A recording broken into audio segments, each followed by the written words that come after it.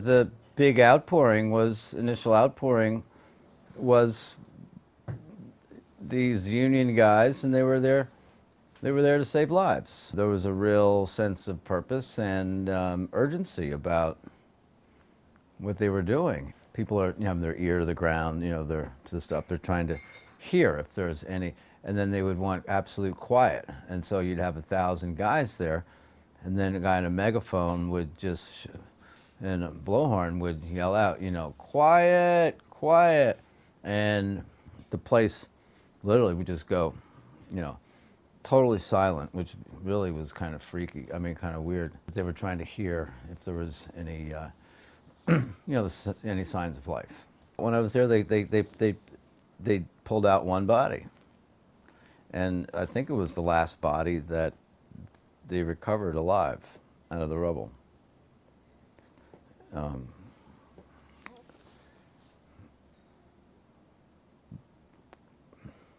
How anybody could survive that, it's just,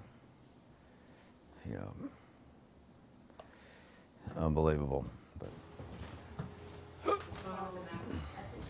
this is a piece of the fuselage of the United flight that went down in Shanksville, Pennsylvania, and I got this on the first anniversary of that when I went down there to cover that story. This is some electrical wiring from that airplane.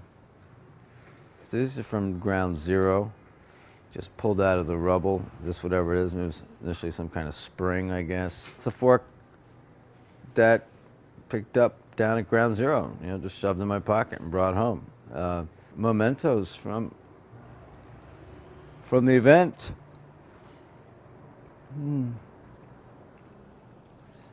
This is a picture of me with these guys I was working with down there.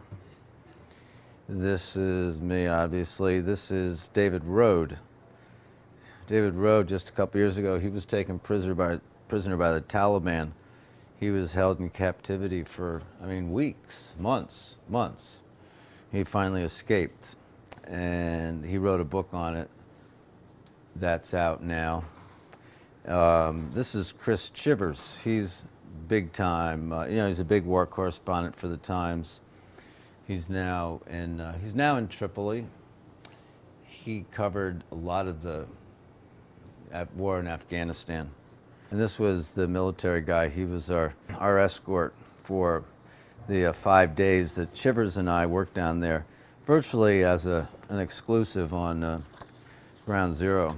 I felt that, in terms of, my profession, in terms of what I do, that at that moment, I was at the top of the top. It was obviously the biggest news story. Here I felt, the only press person on the site at the time, and I'm standing on top of the pile, and it was one of those, those moments in your life when you're just sort of incredulous. You can't really believe what's happened, or you can believe it, but you're still in almost a state of shock that you are exactly where you are at that moment. And now I had to sort of prove myself. So here I am physically in the place, and now it's, time to photograph, and you just can't be here. Now you're here, it's like, snap out of it. Get to work. Standing here is not doing your job. Doing your job is photographing. I worked all night. I was shooting film, not digital. I was using my Leicas. They're small and inconspicuous. Then I slept in the the men's department of Brooks Brothers. That was, right there, facing the site, and got out of there in the morning and got my film processed during the day, and then went back down that night.